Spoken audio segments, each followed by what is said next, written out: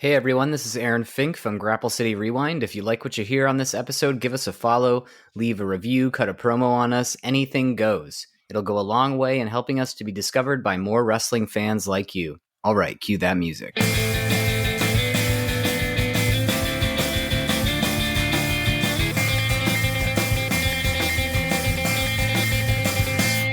Hello and welcome back to Grapple City Rewind, taking you all the way back to the VHS era classic pay-per-views and television specials that shaped wrestling history. Today we're going to break down a true wrestling cult classic, ECW One Night Stand 2005. It's the most recent thing that we've spoke on this project so far as like our rewind material. It happened almost exactly 20 years ago. And for one night only, live from the Hammerstein Ballroom, the spirit of ECW was resurrected in front of a bunch of fans, a bunch of rabid fans, in its true, violent, chaotic, way that pays homage to its nostalgia. Yeah.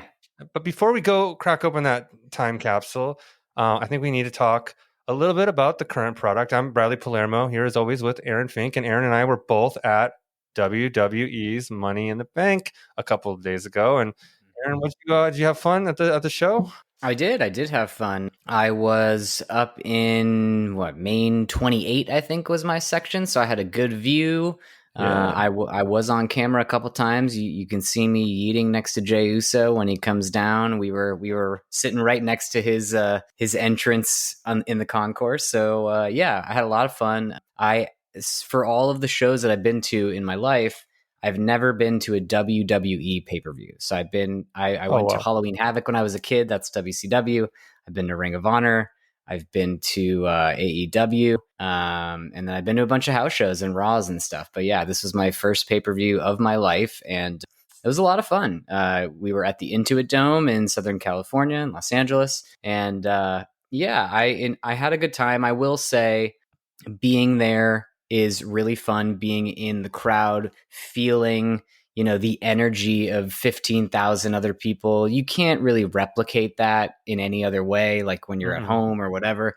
But I will say that it became very clear to me while I was there that wrestling now, much more so than in the 80s and the 70s and all that, is meant for TV. It's, like everything they're doing is for TV. So, and the reason I say that is because even though I enjoyed both of the Money in the Bank matches, when you are as high up in an arena as I am, I can see everything that's happening. I can see all the wrestlers waiting for their spots along the outside of the ring. I can see the referees poking them and saying, okay, now it's your time to go do your thing. So, right. It really, as much fun as I had, this is not to say that I did not have fun. It is harder to suspend your disbelief when you're as high up and, seeing things from sort of a God's eye view as I was. So when I went home and rewatched it, it was a lot more fun. But again, I still had fun. I was still cheering. Even though all of the moves didn't look as real to me as they would on TV, the crowd still reacted. We still had fun. We still did our part. It was just an interesting observation because I don't go to a ton of live shows, and you do, but you're so close that like you get sort of like a different kind of visceral thing where you like hear everything and you see the sweat and Right. Sometimes you don't get one time I think I was at a match, like a short Goldberg match where, MVP took out his knee and the match was over really quickly, but I didn't see that part. So it was like, oh, is this like a shoot? Is he just injured? But, if you have commentary, they explain it. Or like even the other night, I think Becky, I think she won with she sort of had a hand full of tights, right? She did, yeah. She grabbed the tights, yeah. And I saw it because it was in my direction, but you were, you couldn't see it. Well, yeah, I saw that on the replay. So I was like, okay, there are things when you don't hear the announcers. I mean, if you go into Mexico, they scream, the announcers are explaining everything. And I think that's worse. But yeah, it's different. And, with AEW stuff lately, just right in front of me, they just lay down and poke, a spot on their head to draw blood, or they stick their ass out of the apron. You see them doing it and they come out. And, so there's some of the magic's gone. It definitely, I mean, there's, I don't know how many people, a couple million people watch just probably SmackDown alone every week. those arenas have, you know, a couple dozen thousand. So I mean, Yeah. obviously most people that see this stuff aren't seeing it super up close. Yeah. I feel like I've seen so much wrestling live the last 3 weekends that I'm kind of ready to not to say that I don't love it, but I'm kind of ready to not like be at the shows and watch on TV again. The men's Money in the Bank match was very long, Yeah, and my heart was beating very fast. Like my blood pressure was up. Maybe my adrenaline was going or something. I was just that's like, oh good. my god, what's gonna, like, is Punk gonna show up, or whoa, what's Jacob gonna do? So like, you know, like I was saying, there's a thing when you're there that you can't get when you're home. So this is in no way me trying to say like, it's not worth it. It's worth it, but just temper your expectations. Remember that wrestling is a television product now. And, you know, despite that, like I said, I had a great time. I thought all the matches were fun. Becky and Lyra was surprisingly good, because generally I don't think that Becky was good in the ring for a few years, like when she became the man and when she had that really solid run. Yeah. I felt like she was competing very well inside the ring, and then there was kind of a drop off. She started being a bad guy, then she took a break to have the kid, and when she came back she kind of wasn't the same. But this sort of felt like a return to form. Like it felt like a real fight. And yeah, I mean, it was just fun all around, you know, I, like it. I think R-Truth was, you know, the man of the night. And I Of noticed even course. at WWE World or whatever, when you're walking up, I made sure to wait in line and get my picture with the briefcase and all that. And the whole time, people behind the commentators outside of the arena were sort of damn near rioting, "We want truth. We want truth." And yeah, it makes me curious. I think that WWE does listen to the people. And I think maybe like, there wasn't a renewed contract and maybe they were like, fuck it. We need to get you. Yeah, it's really hard to tell. There's a couple of things that I'm not sure. Like, I want to believe. So in the press conference, I don't know if you saw, Brad. In the press conference, Triple H said, when somebody asked him about Truth, like, you know, what was the catalyst for bringing him back, and Hunter basically said, "You enjoy the show. It's all part of the show," and that's like all he said about it. So I want to believe that, but at the same time, there's a couple of things that seem a little fishy to me. Number one is the fact that R-Truth's son replied to a clip on social media of what I just said and was like, man, like, stop capping, like, stop Yeah, lying, you know? yeah, And then there's also the fact that if we go with the idea that this is part of a storyline, it's kind of, they also released Carlito and Sarah Logan like a day or two after Truth tweeted out his thing about it, you know, being released. So yeah, if they actually made this part of the storyline and used real releases as part of their subterfuge, to me, that's a little shitty. You know, like yeah. it's a little scummy. So I think that it was not a work. I agree. I think that it wasn't that he was fired when he sent that tweet. I think it was that he probably found out that they weren't going to renew his contract and it was going to expire at some point in the near future. And then the whole, you know, tide of the fans and the wrestlers saying no, or like, we love this guy, you know, and then the Right. chants starting. I think all of that spurred WWE and TKO to be like, all right, let's figure out a way to renew his contract, give him one last little chunk of time, and then, you know, everyone will be happy. I've read, you know, I don't know what I read, if it's ever true when it comes to these goofy websites that What is truth anyway? quote unquote like wrestling, whatever we call them, the dirt sheets. But I saw it was TNA had offered him something, that WWE did have a contract on the table, and that it was insulting as compared to everything he's been making for all these years, and that potentially he signed a TNA deal. If he did sign a TNA deal, obviously there's a partnership there where they could call them and say, "Hey, we're going to throw you X amount of dollars if you show up," you know, here and there. Now, That's this is all interesting. just shit I read on the internet that I don't trust, so don't trust my word on it. But these are ideas that could be, you know, that could be true or could not be true. But it was very cool to see him. I did not expect to see him in, you know, Yeah. working the finish of the men's or of the main event rather. Yeah. Neither did I. And it was easily the loudest reaction of the night. I felt like, as a crowd, I feel like we were pretty good. We were pretty hot. And I think, Yeah, you know, when I watched it on TV, it translated for the most part. there was one chant that I helped, like it started real Yeah. small. I think Yeah. it was the dirty, dirty dum, Oh dirty, yeah. dirty I heard that dum. one. So I was like, Yeah. oh, let me help that. So Yeah. it's fun. Like you can't do that at home, like Yeah. chanting and Yeah. You can be part shooting the of it. shit with people. Yeah, it's a great time. I will say I was a little annoyed at how much money I spent. I found out a few days before the show that the section to the right of me, pretty much the exact same seats row wise, they were like $200 less than I paid Oh because they yeah. hadn't sold out yet. So they were trying to get the Yeah. prices down. I was like, man, It's tricky these things are I know. expensive and it's tricky to navigate it. Yeah. Last minute's probably the way to go. And now it's time for the rewind. All right, grab a kendo stick and cheap American lager because now we are diving into One Night Stand 2005 by ECW. Let's Yeah. rewind. Okay, so this was at the Hammerstein Ballroom. Kind of a legendary venue. I remember it from early Monday Night Raws when I was a kid. Yeah, they also did. I'm pretty sure they've done Ring of Honor shows there. They've done a lot of. It's become a very historic Oh yeah, they've wrestling done venue. GCW, everything there. What was the date on this one?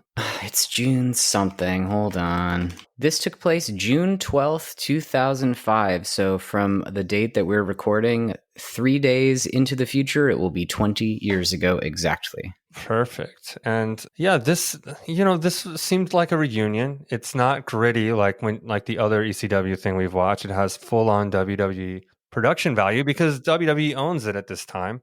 Yep. But it is cool because they have all the big stars that are still alive and around to perform, and they still do some of those matches that ECW is known for, the violent stuff, the three-way dance.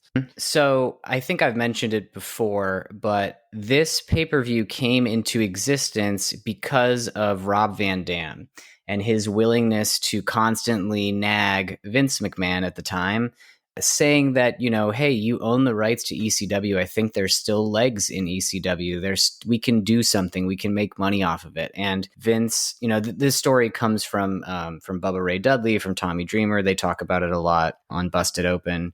And, Vince put it to the side for many years. And eventually Rob and others were able to convince him that it was worth doing. And so Rob Van Dam and Tommy Dreamer helped come up with this show. And, this pay-per-view for the people who are involved in ECW was probably one of the happiest times of their lives. ECW meant so much to them.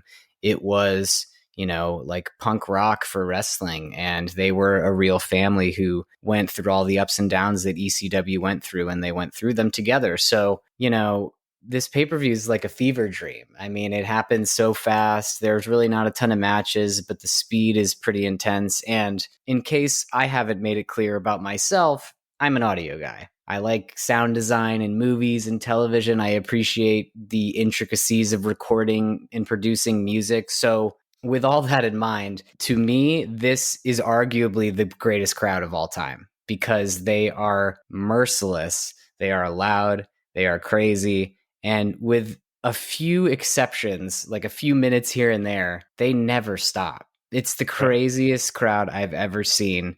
And, they are ready to cheer and ready to see crazy stuff right from the get-go. Absolutely. And then the first match we have is Lance Storm with Dawn Marie versus Chris Jericho. Lionheart Chris Jericho at this point for a very short match. Storm arriving fresh from Canada. This is a fun opener, though.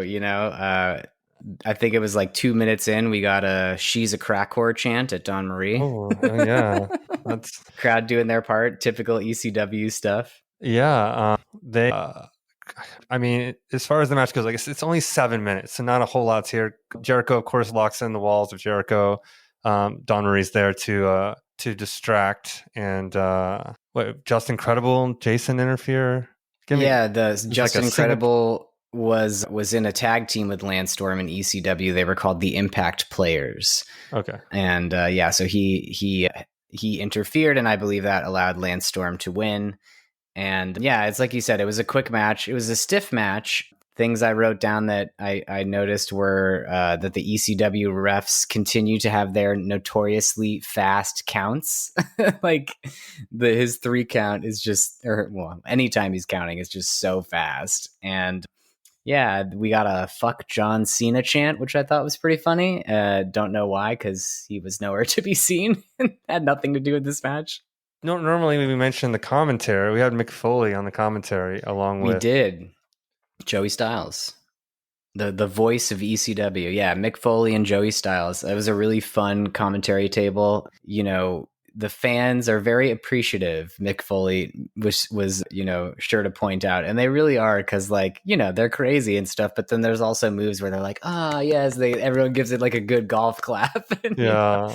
So yeah, fast, fun match ends with interference, and on we go to the rest of the show. Oh, sorry. Go ahead. I was just going to say the rules in general on this thing, and then they mentioned that they're loose. They are very loose. They're always loose in ECW.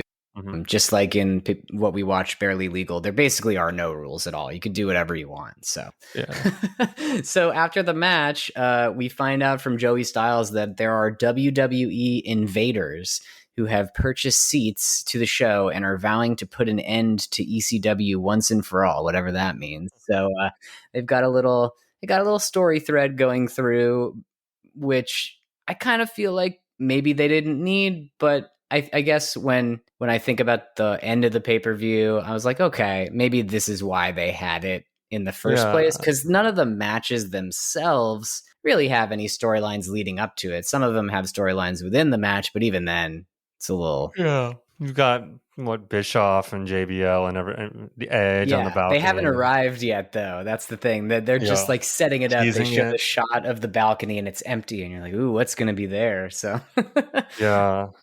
After that, we get Pitbull Gary Wolf, who gives a little bit of an interview backstage and sets up an in memoriam where we get to pay homage to some of the ECW wrestlers who had passed away by that point. And the thing I always notice is like, man, there's a lot of people, and they were all really, really young, like all in their early 30s. The fascinating thing about wrestling is that these people, they die younger than fucking rock stars. It's crazy. I think the list was Rocco Rock, Terry Gordy, Mike Lockwood, the original Sheik, Pitbull, Big Dick Dudley, Chris Candido, probably some more. It went on and on. This fucking business closed like 10 minutes ago, guys, like 5 years or whatever, and half your dudes are dead. And what's even worse, is if you look at the years of death, it's all like right after ECW folded, and they just like you just like know that they had nothing else going for them, and they probably hadn't been set up for success in the way that wrestlers are now when they have to leave companies. So yeah, it was really sad, like a sobering reminder that with this business comes a lot, with all the pain that is for our enjoyment, there's a lot of pain that comes with it that's not for our enjoyment. Right. And then we had a 3-way dance, right? That's what came next? Yeah, it was like we saw in the main event of the other ECW pay-per-view we watched, Barely Legal. It was Tajiri with Sinister Minister and Mikey Whipwreck versus Little Guido with the FBI, the full-blooded Italians, versus Super Crazy. And this was a fun one. This was an even faster-paced match than the first.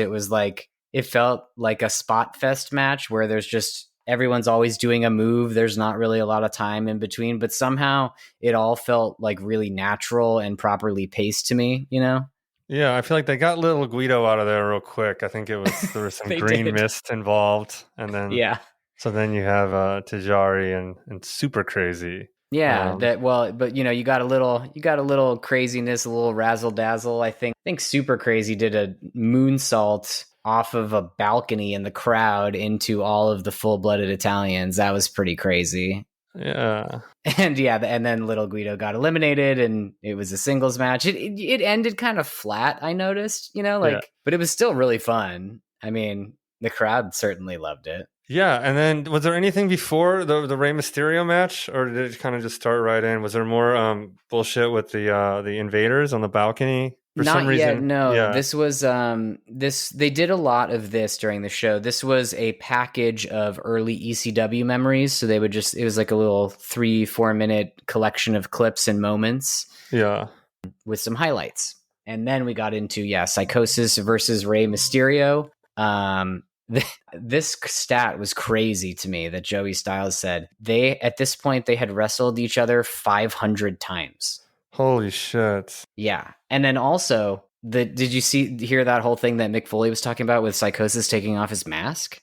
That was a really interesting thing too. So Psychosis is a luchador. He was a masked wrestler for pretty much all of his career. And at some point, a couple years prior to this, he had been demasked in wrestling storyline for some reason.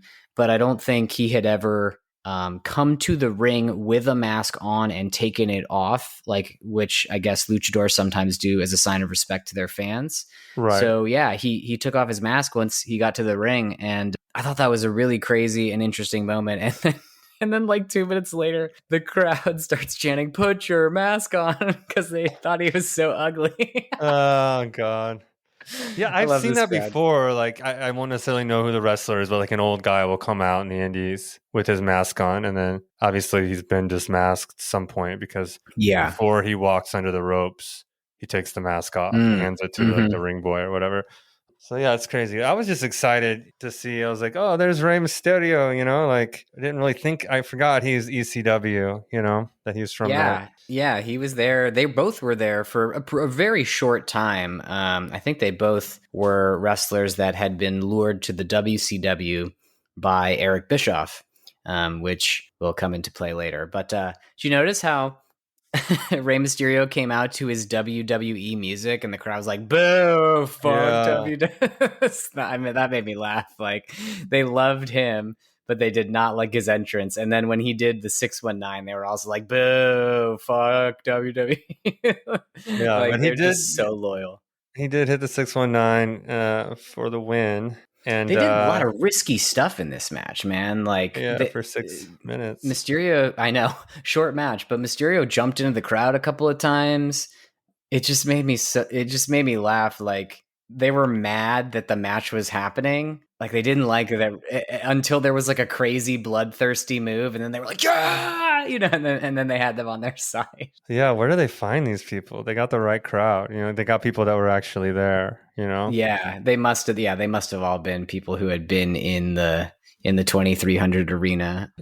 Now, after this match is when we get the SmackDown invaders. So that's Kurt Angle, JBL, Carlito. Those are the only three that I actually recognize. Yeah, and they call the ECW fans the lowest form of scum. So the crowd, they get the crowd pissed off at them, and that's when it really starts, right? Yeah, the invaders show up. They do another like memories highlight package, and then our old buddy from Barely Legal, Joel Gertner. You remember him? He walks up to the SmackDown wrestlers and promptly gets thrown out. And then, he's asking for a job, right? Yeah. This is where, Kurt Angle and JBL start talking shit about ECW and getting the crowd all mad at them. And then RVD interrupts with Bill Alfonso whistling away. Yeah, he's still got that whistle. Yeah. And so, RVD mentions here that he was the one who poked Vince to do this for years. And he basically kind of gave his own little shoot promo about ECW and, how much it means to him and how upset he was that he was injured and couldn't participate in this pay-per-view. Right. And before long, Rhino runs in and attacks RVD, who is unable to defend himself, which sets up the return of our old pal Sabu. Sabu, we've seen Sabu a couple times now. Sabu with RVD and Bill Alfonso versus Rhino for another quick little match. They're just like whisking us down memory lane. I know. Another little banger, though, I must say. Yeah. I mean, I've got a couple spots here. I guess the most notable one is Sabu wins by going through a table with a chair already in his hand. So he's the Arabian Skull Crusher is what they call it. Arabian Skull Crusher. Yeah, he does a leg drop with the chair underneath his leg. Yeah, and then Rhino is on the table. This was actually fun to me because for a minute or two, they were just all using, both of them, Sabu and Rhino, were both using a single chair, like for very different reasons. Right. So like Sabu did his normal, where he puts the chair down, he jumps up the chair, he jumps onto the ropes, and then he jumps over the railing into the crowd.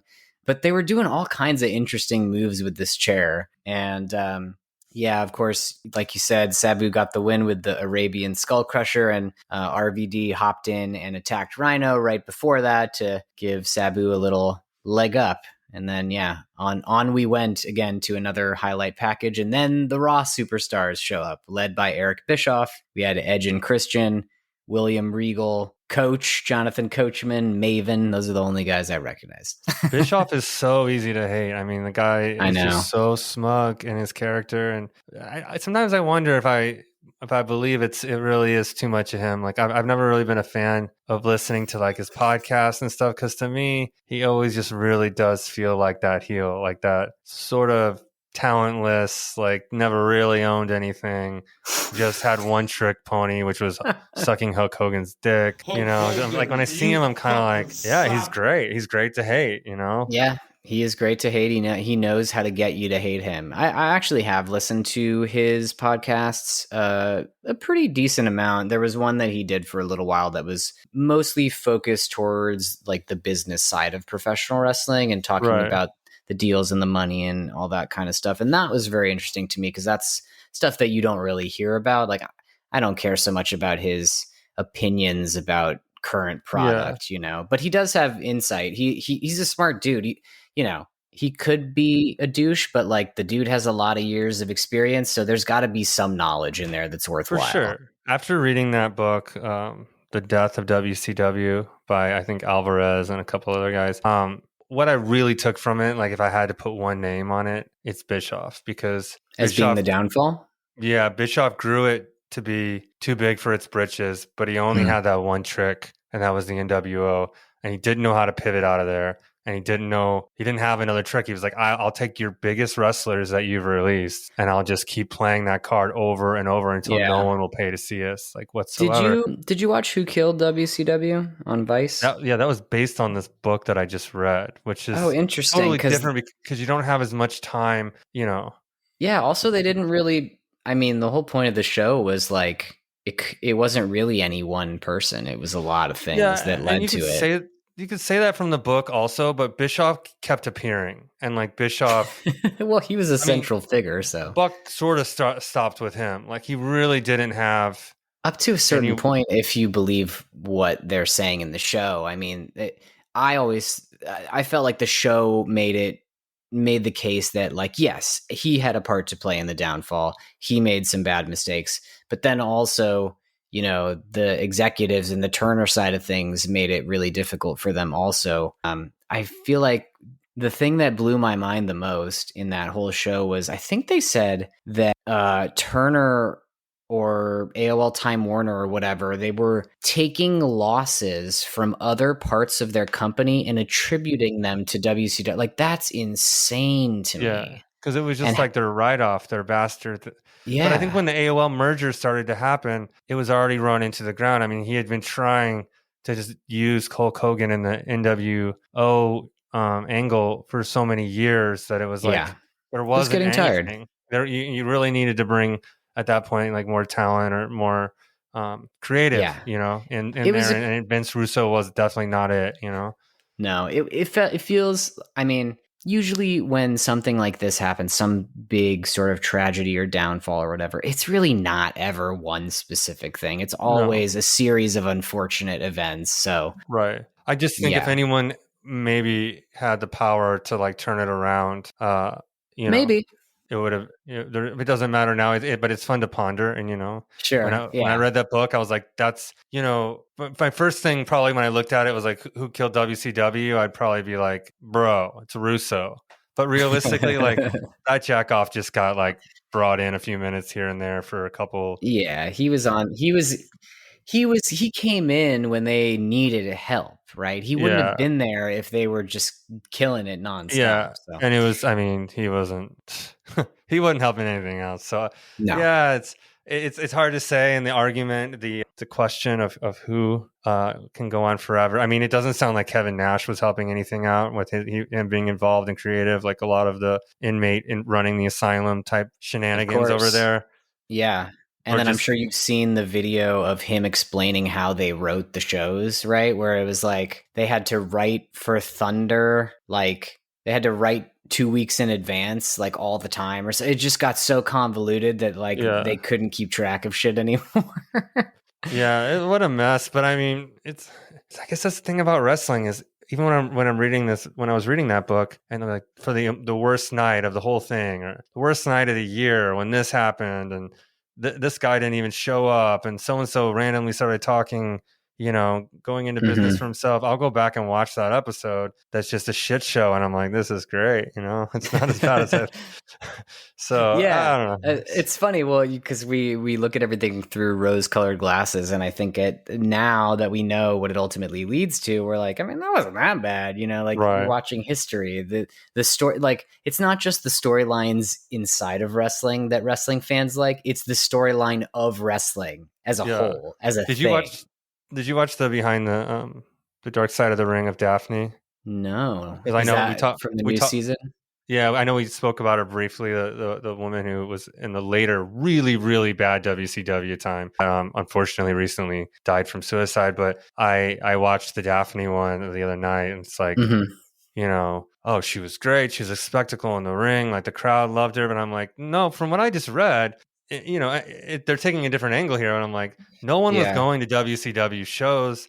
No one really knew what to do during this time. No, there weren't really any good matches, and everything was a shit show. But they really try to hype it up to like this great moment as a professional wrestler. And so you can even on TV, show the same era twice, and one in all of its glory, and another in like, oh my god, can you believe this made it on TV?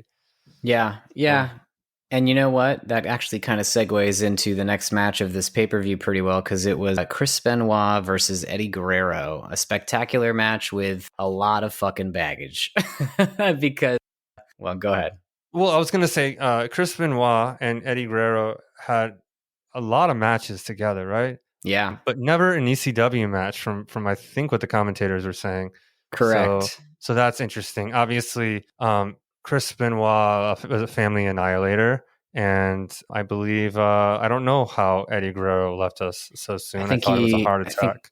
I think it was a heart attack from his drug usage, alcohol usage, and steroid usage. So that's unfortunate. Unfortunate. And like for a good match, but the crowd was very quiet, all things considered, especially when you think about how they are before and after this match. I'm not sure if maybe they didn't remember that both of them were in ECW, or that they just associated them more with WWE at this point, and so therefore chose not to really be as engaged. It also was a bit more of like a regular match, a non-crazy ECW match, because I don't think they used any weapons or anything. I think it was just like a wrestling match. Yeah, they were doing some like technical moves and stuff. I mean, they were hitting hard. I think there might have been like some biting briefly or something, but it wasn't like no like blood and chairs. Yeah. Well, Eddie split his nose a little bit, so he was bleeding, but it wasn't super bad. I think that was like an accident. But yeah, it was another like not super long match either. As we've said before, it's really hard to watch a Chris Benoit match and not think about the fact that he unfortunately killed his young son and wife before killing himself. But, it was a good match. He was a good wrestler. It's very difficult to feel good about seeing him. But, once again, wrestling is a very complicated tapestry with a lot of details and a lot of weird, crazy shit. His face the whole time. That man never looked happy, just real disturbed the whole way into the ring. But a great wrestler. Yeah, troubled, I'm sure. I believe Benoit did win that match with a submission hold, the crippler crossface. Yep. So they kept it clean and crisp. That one though, it went to about 10 minutes. So we're getting into the longer matches.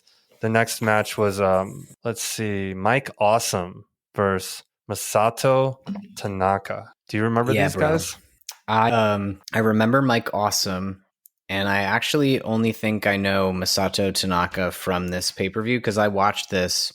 I didn't watch it live when it happened, but as soon as it came to Blockbuster or whatever, I rented it and watched it. So, Mike Awesome, I remember though. I think This match, dude, he holy crap. played some goofy other role in WCW, and they made fun of it on this. Yeah, he was like that 70s guy or That something. 70s guy, yeah. They're like, at least he's back to being Mike Awesome, because that 70s guy gimmick was fucking dumb. Yeah, I yeah. don't know. I don't. This match, I think, is probably universally considered to be the match of the night of this pay per view. Okay, yeah. It's a match where the crowd is pretty excited to at the beginning, but their excitement builds over time until they are, I would say, in a frenzy by the end, just like Yeah, absolutely I mean, insane. the amount of stiff chair shots to each other's heads alone in this was kind of making me feel like, The holy table shit. bumps. It just keeps getting, yeah. The first huge insane move was Mike Awesome gave Tanaka an awesome bomb through a table that was down on the floor, and he did it off the apron. And yeah, and then came the Yeah. crazy chair shots to the head that just kept getting harder and harder. Yeah, there was a DDT through a table, the power bomb off the fucking ring to the table. It just kept getting more and more intense. The crowd keeps getting rowdier and rowdier, and eventually the whole crowd gives them a standing ovation. Yeah, they're on their fucking feet for this one. Yeah, it's easy to see why people think this is match of the night, because the crowd is just rabid, and the flow of the match, even though it's like all ridiculous, crazy, no DQ type stuff, the flow of the match, the psychology of the match actually is sound, because it gets crazier and crazier and crazier, and then boom, and then that's the end. A crazy ending, but what's really funny, again, the crowd didn't pop for the 3 count. They popped for the Yeah. move that happened like right before the 3 count, Right, because he was counted to 3 all the way through he's already in the table, right? No? Yeah, the Yeah. finish was I think it was another awesome bomb off of he was in the ring and he threw him over the ropes, and then he landed on a table on the floor. And then, yeah, Awesome went over after he threw Tanaka over the ropes and onto a table on the floor. He did a dive onto Tanaka on the floor and then pinned him on the floor. Because that's another thing about ECW, like normally in WWE, in WWE rules, you could, I think, even in a tables, ladders, and chairs match, It has you'd to have be to in the get their ring. carcass back in the ring to pin, unless it's false Yeah. count anywhere. Correct. Yeah. But that's just really just whatever you want to do, which I think there's a time and a place, and this was the time and the place for sure. Absolutely. Yeah. Yeah. Sometimes in indie matches, I get frustrated with that shit because I'm like, okay, guys, let's have some rules. We got 6 matches going on tonight. Like, and then all 6 of them are bad, or just like have no rules. Yeah. Well, yeah, and you're like, I guess the guy got pinned like in the closet behind the bar because I couldn't fucking see it, and it's just sometimes you just like do it in the ring. But I'm a traditionalist sometimes, but with this, I appreciate it for what it is, which was actually educational, because the other one taught me a little bit about ECW, but this is really showing me not just some ECW, but the highlights, the people that were there, how it all works, how the guys that have moved on to WWE sort of look upon this, whether it's like in a heelish way or they were there and they're going back for this. Like, it's just kind of fun to like package it all together. It kind of, in a way, feels like when they do like those Monday Night Raw 30-year anniversary shows where, they have some of the old timers come out and do things, but these guys are still young enough to get in the ring and do the shit that they used to do. So it's not so far removed, even though it's a nostalgia show. No, and it's nice because, for somebody like me, I was 16. There probably, there was never an opportunity for me to watch ECW. Plus, I was too young when it was on and active. Yeah. So for me, this was my education, and it's what led me to go back and watch some of the original stuff and, start reading about it, start watching documentaries. This was my introduction, and I feel like for me, it was a perfect introduction. I agree. I mean, I'm going to take this as my introduction at this age over other things that I've said, because I think with the clarity of 2005 production from the WWE, I think how much better could you capture it? Because the other shit it's grainy and it's kind of, there's things that are choppy, and you know what I mean? It sounds fucking weird. It's just this is crisp, It's the kind of thing where, and so this is actually going against what I said earlier in our episode, it was like watching Barely Legal. It felt like, this was probably a lot more fun inside the arena and not Right. from the couch, whereas now it's the opposite. So, Yeah. and I think what One Night Stand 2005 was able to do was make the person sitting on the couch feel as close to being there as they could. Right. So after Mike Awesome versus Masato Tanaka, our Lord and Savior Paul Heyman came out and started thanking people and riled up the crowd, talked some shit to the WWE guys. He was about pretty to fun. cry, I think. He was crying a He little was. bit. Paul Yeah, Heyman yeah. takes this shit very, very seriously. It's his brainchild. And, he said he wasn't crying, that he was just smoking doobies with Van Van Dam. But yeah, he was emotional. And he's just so great on the mic. But yeah. he kind of has that fuck you, we're hardcore. And they talked some shit back to him. But I was like, is Paul Heyman gonna fight? But not so much. Paul Heyman doesn't fight. People defend Paul Heyman. Yep, and Paul Heyman takes the very, very occasional bump. Yes. Should we get into the final match of the night? I believe it would have been the Dudley Boys versus Sandman and Tommy Dreamer. I feel like from my limited ECW experience, you can't do ECW without the Dudleys, the Sandman, or Tommy Dreamer. So Yep. This one had a lot more than just them. No, yeah. Well, so did you watched the original entrance, right, for Sandman with the Metallica playing? Yeah, I had to watch it on like a Vimeo link that you sent me. It was funny to watch it without the Inner Sandman entrance also. It's just kind of like a generic rock song. Dun, dun, dun, dun, dun, yeah, and they ruined the crowd because the whole crowd's singing along. Yeah. Like it's just so much more fun when you hear the Metallica. But this match is, I mean, master wrestlers Sandman and Tommy Dreamer are not, but this was their main event. It was, ridiculous. It was as overbooked as the Cody Rhodes match of WrestleMania 40. Yeah. Like so many people just running in. We had the Blue World Order show up and have a quick little moment. Then we had Balls Mahoney and Axel Rotten, I think it was, come out with their chairs, start beating up people. Sandman comes out with,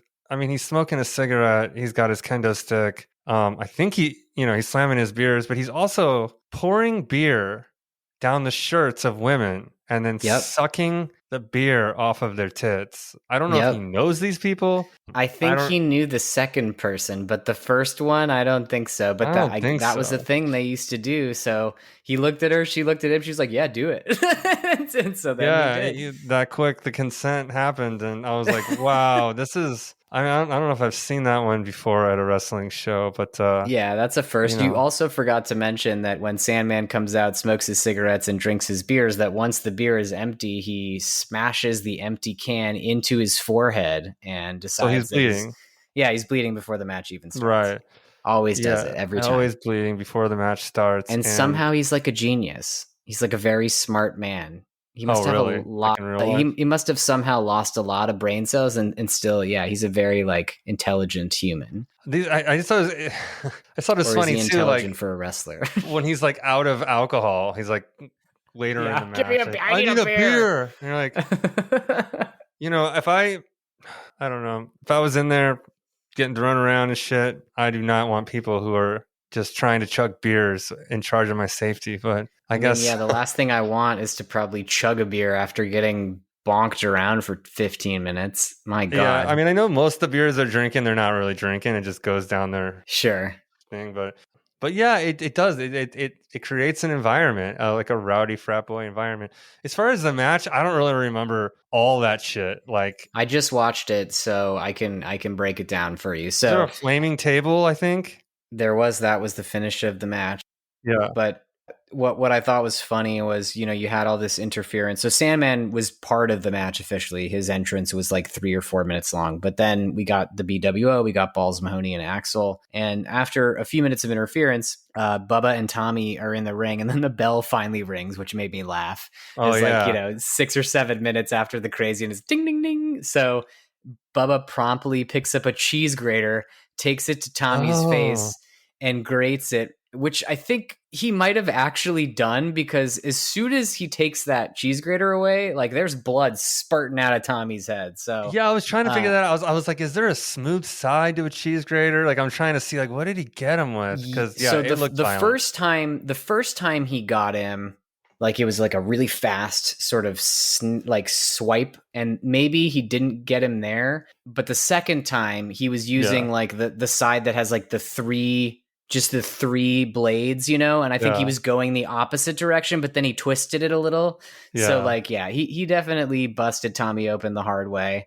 And then about a minute later, Tommy got Bubba back and hit him with grated his forehead with a different side of the cheese grater, and that was for real, because Bubba was like, he had like blood just like 10 different holes in his head. So so this was a pretty intense one. It just kept being violent. It was very hectic and chaotic. We had all this interference to start, and it was there was no interference until there was again. And then Lance Storm and Just Incredible, the Impact players, show up. They start beating up Sandman and Tommy Dreamer. And then Francine, who was with the Impact players in the beginning of the show, comes out, hits Dreamer in the nuts. And then Beulah McGillicuddy comes to save him. That's Tommy's wife in real life, in case you didn't know. Yeah. And they have a little cat fight, as Joey Styles likes to yell. As his wife, did she hit somebody with it was like a body slam, right? Or something?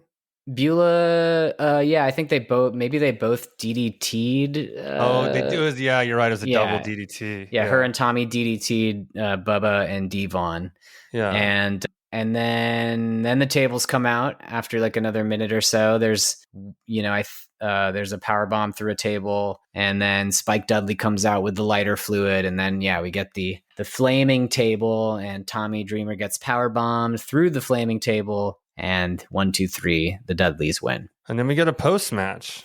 Yeah, long post match, dude. Oh my god, a match on to someone who I don't believe was involved in ECW, but should have been. He was.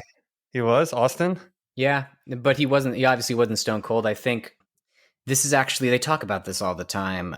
When he got let go from WCW back when he was stunning Steve Austin. Steve, yeah. He was friends with Paul Heyman, and they spoke on the phone one time, and Austin was bitching about WCW, and Paul was like, "Why don't you come over to the ECW arena and film a couple promos and let us know how you feel." And so he was there for like a really, really short amount of time, maybe like 6 months at most. And then he went to WWF. So he was there, and, most people don't really remember it, but yeah, Sandman Needs a Beer, and then Glass Break. And we get Stone Cold in 2005, which is pretty cool because he had retired by this point. Right. He retired in 2003. Yeah. At 37. So he's under 40 and retired at this point. Yeah. I feel like he really made Sandman wait a long fucking time for that beer. He's like, all right, I'll get you a beer. Just hang on. I'm just going to do an entire fucking show and have everyone do their finisher. And then we'll get that beer. I mean, I was really like, where's the beer? You can't just throw. I think they threw Stone Cold a beer before they ever got one for Sandman. So yeah. So Austin challenges all of the WWE invaders to come fight. They all come down to the ring, and everyone in ECW is on one side. All of the WWE invaders are on the other. But there's one person conspicuously missing from ECW's side, and that is Taz. And he makes his return and to great fanfare, and goes straight after Kurt Angle. So they have a little spat while everyone else is fighting in the ring. And then eventually the ECW guys get the best of him. And Eric Bischoff has scurried away to the commentary table, where he's sitting next to Mick Foley and Joey Styles. And Austin notices, and he's like, "Hey, Mick, will you go ahead and grab Mr. Bischoff by the scruff of the neck there and bring him down here?" So they bring him down, and they do a couple different finishers to Bischoff. They end it with a stunner, and then they carry his ass out because, Eric is the true villain of this pay-per-view, as, WCW was very much about trying to take ECW wrestlers away from ECW. And we saw this most with people like Eddie Guerrero and Rey Mysterio and Psychosis. He took the whole luchador cruiserweight thing from ECW that became so popular in WCW. So this was, not only a cathartic experience for the fans, but it probably was for the wrestlers as well, even though, they're in on it. Yeah, fuck that guy. I like him. He's fine. Don't be so mean. But yeah, that was the end of the pay-per-view. Again, just it holds a special place in my heart. I'm sure I probably am looking at it through rose-colored glasses, but it's fucking awesome. The crowd Yeah. is the perfect crowd. The matches are short and exciting. There's no match where you're like, yeah, that match was kind of shitty. Like Yeah. even the shitty ones were still fun. No, they were all good. It was clean. It was quick. It got to the point. It taught me something. It had a ton of legends. It had a little bit of a thread thrown in. We learned some history. So, if we're going grapple grade on this one, I'm going to say Rewind. I'm really glad I saw it. Good. Yeah, I'm glad, and I give it the same. It's absolutely a rewind. It's funny that I said we should watch this because I'm pretty sure I watched it like within the last 2 years, and I'm just like, man, it's so good. Every time I watch it, it's fun. And like I said, 2006 One Night Stand is also fun, but it is very much more a WWE show in that like every match is an ECW person versus a WWE person. But that's what Yeah. makes it fun because the main event is Cena versus RVD, and the crowd hates Cena. And there's like the "if Cena wins, we riot" sign. That's the original. Right. Yeah, that's a different vibe if you're gonna do like Yeah. ECW versus. But I mean, I'd be willing to get into that eventually. Yeah, what we're gonna have to do is I think we're gonna have to start watching like there's some TNA pay-per-views that are like I think even later than this that are so good, but those are Yeah. also like almost 20 years old, like that one. Did you ever see that match with AJ Styles, Christopher Daniels, and Samoa Joe? I don't think so. It's back when they were doing the six-sided ring in TNA. Yeah. It's probably the best TNA match of all time. Those three guys are out of their minds. And what's even crazier is AJ Styles has gone on record to say that they forgot the last 10 minutes of that match. So it's all just shooting from the hip. And it's probably like the last 10 minutes are arguably the best part. That's awesome. Yeah, it's awesome.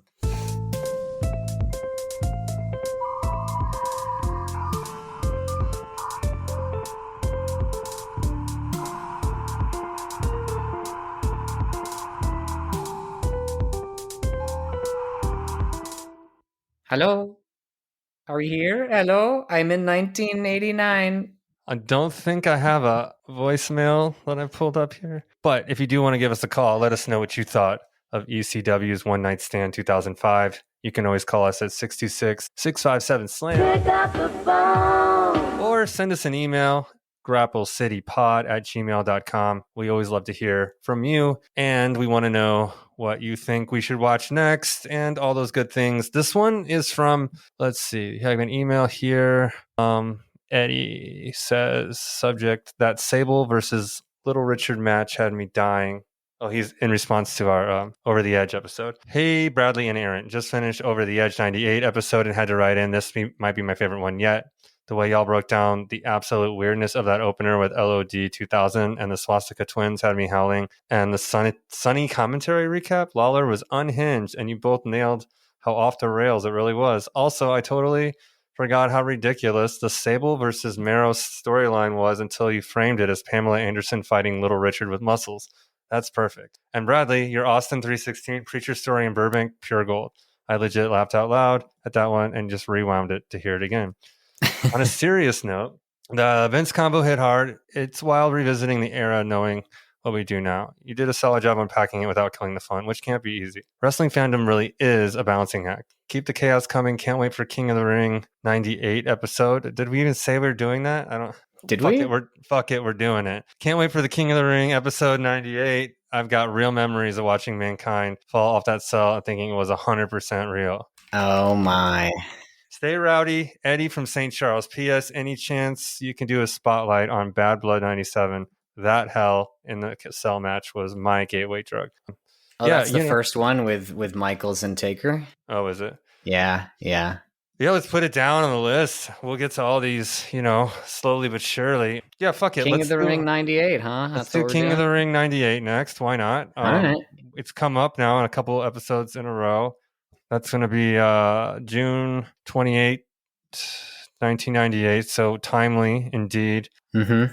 Pittsburgh, Pennsylvania. It's the match. It's the Mankind versus Undertaker. You already know. I already know. But maybe if we break it down with fresh eyes, our minds can be blown all over again. I don't remember how many times I've actually watched the entire show. Just that match and documentaries about that match. So I say we go that direction for the next episode. All right, cool.